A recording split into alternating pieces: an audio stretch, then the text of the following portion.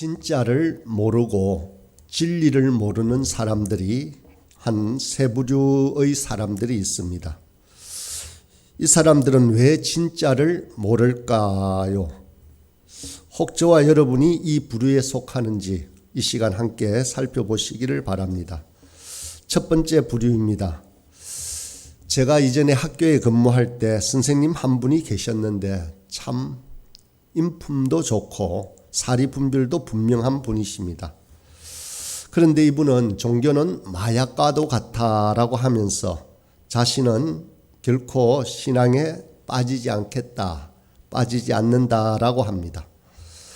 가끔 뉴스에 불교 종파의 분쟁으로 폭력이 난무하는 그런 뉴스를 보거나 혹은 신천지와 같은 사이비 종교에 빠져서 가정이 무너지거나 하는 그러한 집단들의 범죄를 보게 되면 자기는 참 종교가 없어서 너무나 다행이다, 행복하다라고 말씀하시는 것을 보았습니다.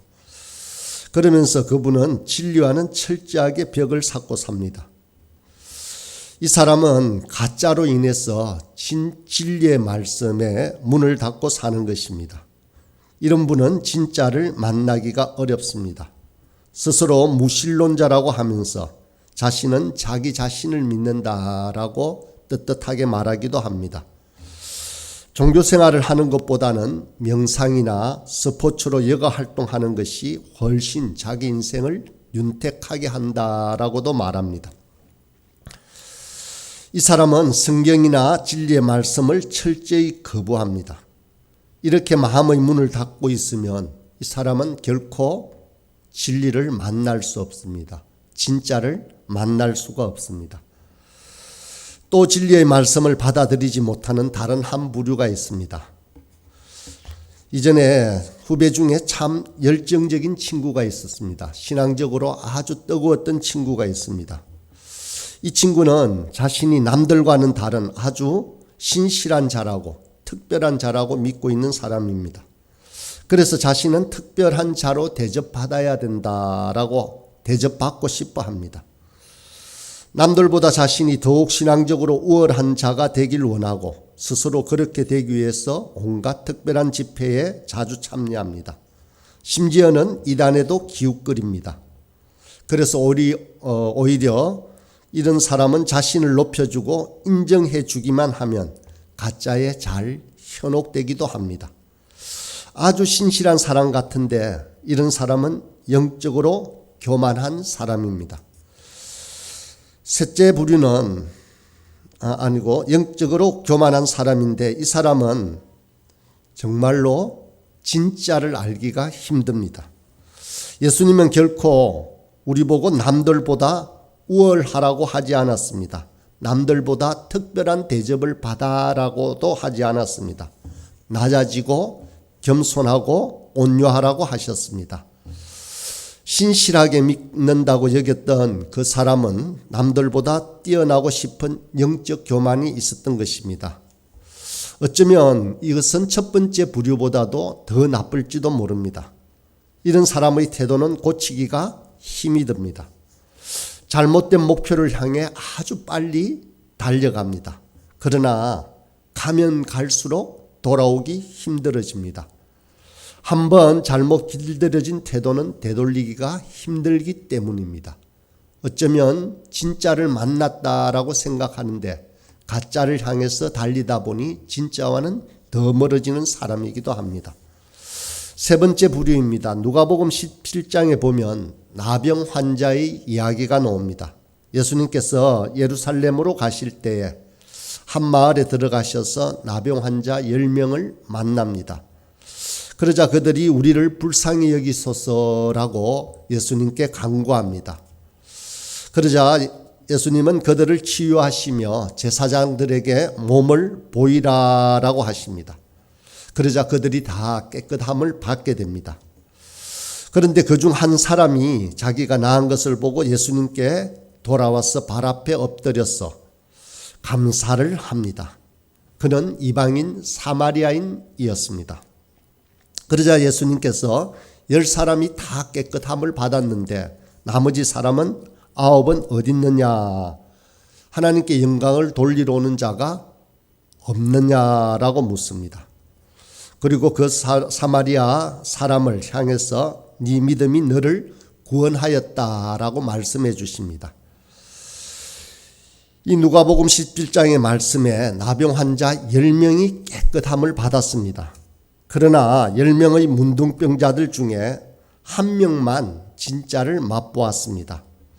9명의 나병 환자는 육신적인 질병은 나았지만, 너무도 감사한 일이지만, 그러나 육신보다 중요한 영혼이 구원을 받지 못합니다.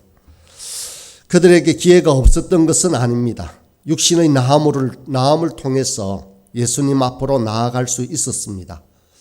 그러나 그들은 육신이 낫는 것이 다인 줄 알았습니다. 우리 주변에도 이런 사람이 많이 있습니다. 이 땅에서의 건강과 부요와 명예만이 다라고 생각합니다. 예수를 믿어서 물질의 축복을 받았다라고 말합니다. 병이 나았다고 간증하기도 합니다. 참 용하다라고 말하기도 합니다. 꼭 점쟁이를 만난 듯이 말하며 기쁨을 누리기도 합니다. 그렇지만 그것으로 끝난다면 그 사람은 진짜를 맛볼 수가 결코 없습니다. 그 영혼이 하나님을 만나지 못한다면 이것 또한 가짜입니다. 9명의 나병 환자는 진짜를 몰랐습니다. 그 사람들은 병고침만이 진짜인 줄 알았습니다. 이상의 사람들이 진짜를 만나지 못한 세 부류입니다.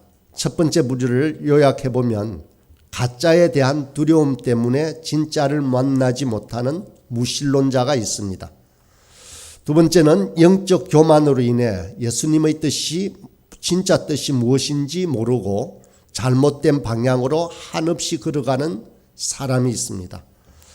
세 번째는 이 땅에서 누리는 안락과 풍요만이 진짜인 줄 아는 사람입니다. 이 사람도 진짜인 예수님을 만나지 못했습니다. 오늘 본문 말씀 요한복음 10장 10절에는 도둑이 오는 것은 도둑질하고 죽이고 멸망시키려는 것뿐이요 내가 온 것은 양으로 생명을 얻게 하고 더 풍성히 얻게 하려는 것이다 라고 말씀하십니다. 가짜인 도둑은 우리 영혼을 도둑질하고 죽이고 멸망시킵니다.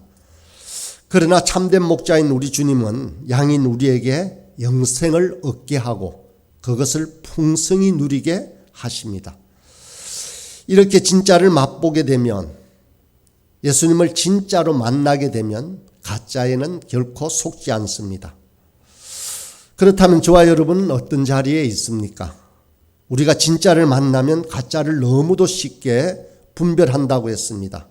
우리가 참 목자를 만나면 사꾼은 너무도 쉽게 구별이 됩니다. 양은 목자의 음성을 압니다. 목자는 제 양을 잘 알고 그 어떤 해악으로부터 분명하게 지키십니다. 오늘 10장 26절 28절의 말씀에 보면 이렇게 되어 있습니다. 너희가 내 양이 아니므로 믿지 아니하는도다.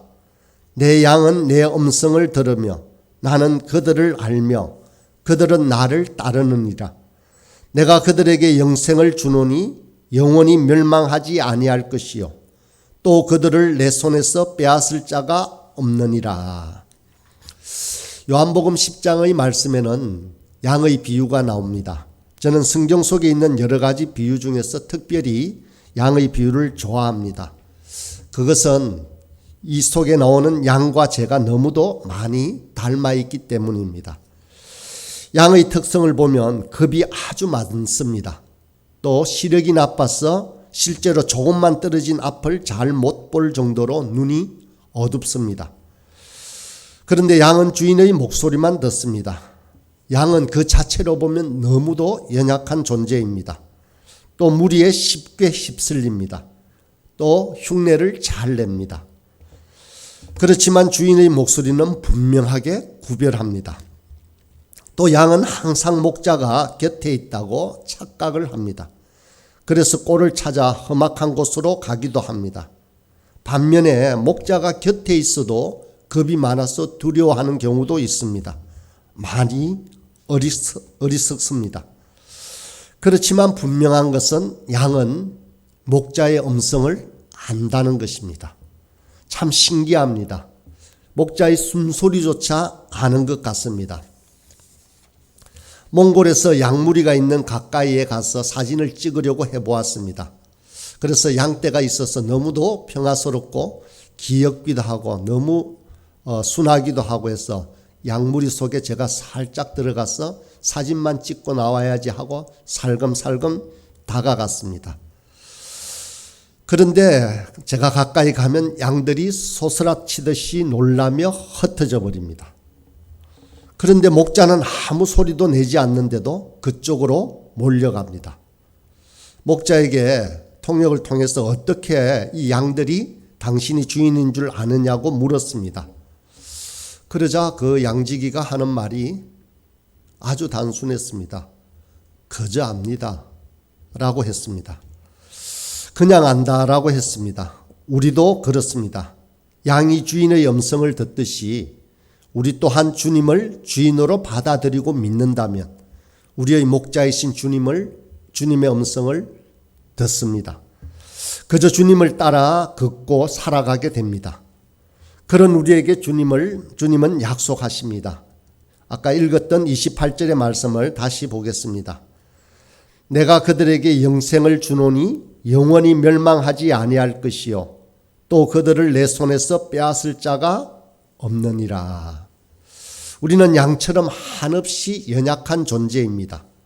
그렇지만 우리 주님은 우리를 지키십니다. 주님의 손에서 결코 빼앗을 수 없다라고 말씀하십니다. 우리 개인뿐만 아니라 우리 교회나 공동체도 그렇습니다. 연약해도 괜찮습니다. 부족해도 괜찮습니다. 그렇지만 가짜는 견디기가 어렵습니다. 진리나 하나님의 말씀에 관심이 없는 사람은 견디기가 힘들다는 것입니다. 또 이런 사람도 어렵습니다. 자기 이름을 뽐내려고 하면 공동체가 어렵게 됩니다. 자신을 자랑하거나 자신만이 우월하다고 여기는 사람은 공동체를 힘들게 합니다.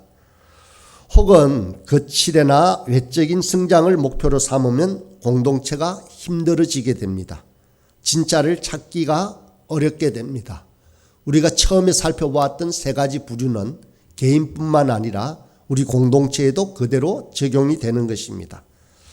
그렇지만 우리가 예수님을 확실히 믿으면, 십자가와 부활을 분명하게 믿으면, 그리고 우리 자신이 부활의 증인이 되고자 하면 진짜에 갈급한 사람들이 모일 수밖에 없습니다.